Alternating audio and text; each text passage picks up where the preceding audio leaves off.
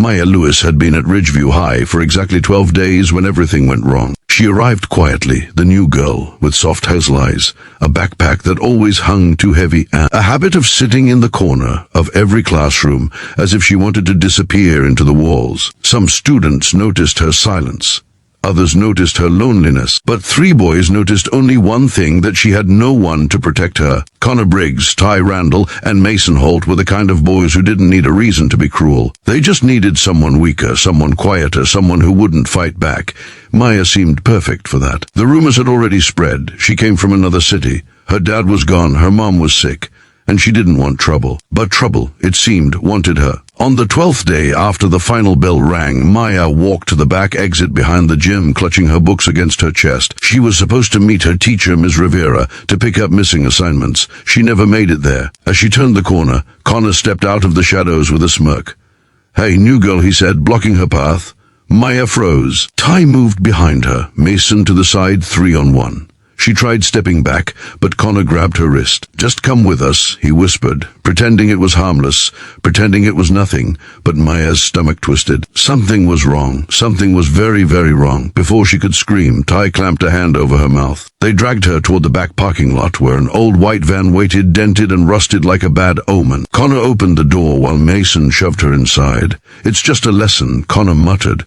"You should have stayed invisible." The door slammed. The van sped off, and Ridgeview High carried on as if nothing had happened. But the clock had already started ticking. Inside the van, Maya was shaking but not crying. She had learned long ago that fear never saved anyone. Her mind raced. Her breath came fast. But in her chest, something stronger than fear was rising, something she had buried for years. A voice. A memory. Her father's voice. "If they ever corner you, Maya, don't freeze. Think, breathe, then move." She couldn't overpower them, but she could outsmart them. The boys laughed in the front seats, arguing about where to take her, some abandoned warehouse near the old train tracks. But they had no idea who they had locked in the back. Maya reached for her backpack with trembling fingers, digging through pencil, notebooks, and a small metal object she never left home without. A mirror, hand-sized, circular, with sharp edges from when it cracked months ago. She kept it because it reminded her of her mother's words, "Even broken things can still protect you." Maya waited until the van hit a sharp turn. The boys' chatter grew louder. She slid the mirror under the bottom of the door, seam-angled perfectly. And she waited. 5 seconds later she saw it. The street signs, the buildings, the exact road they were on. Everything reflected in her shaky hand. She was mapping her escape. Back at the school, Ms. Rivera checked the empty hallway for the 5th time. Maya was never late. Not once. Something was wrong. She called the office. No one had seen her. Her heartbeat doubled. She ran outside, scanning the parking lot, then she saw it. Maya's math notebook on the ground near the back exit. Pages fluttering like a silent scream. Ms. Rivera didn't hesitate. She dialed 15. "This is an emergency. A student is missing." And those words ignited the entire city. Meanwhile, Maya made her move.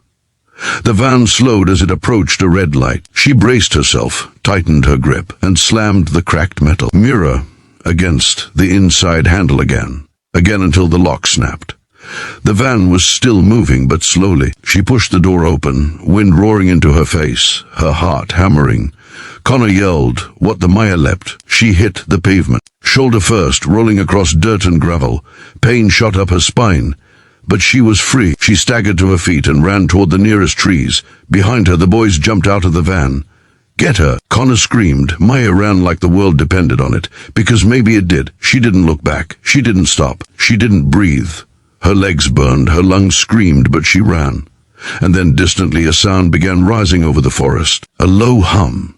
Growing louder, growing heavier, a vibration in the air. Maya stumbled to a stop.